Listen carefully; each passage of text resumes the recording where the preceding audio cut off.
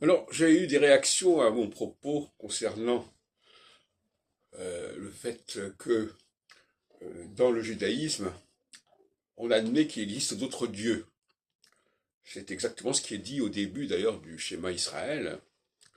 Tu n'adoreras pas d'autres dieux que moi.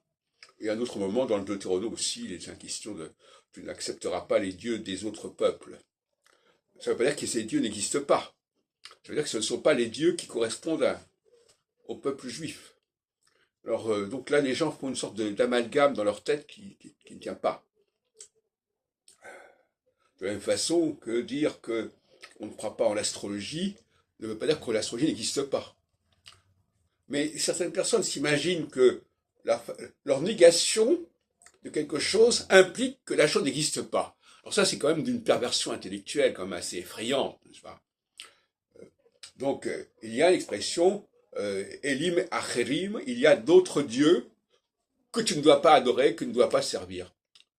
Les Juifs ne sont pas là pour reconnaître, pour nier l'existence des autres dieux. Ça n'est pas leur, ça n'est pas leur Dieu, ce n'est pas à eux.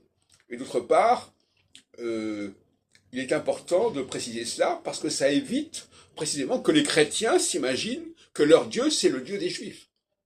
C'est ça qui va gêner en fait. En réalité, la réaction, c'est cela. Si on dit qu'il y a d'autres dieux que le Dieu juif, ça veut dire que les chrétiens peuvent adorer un autre Dieu. Et ça plaît pas aux chrétiens. Et pour ça, ils réagissent.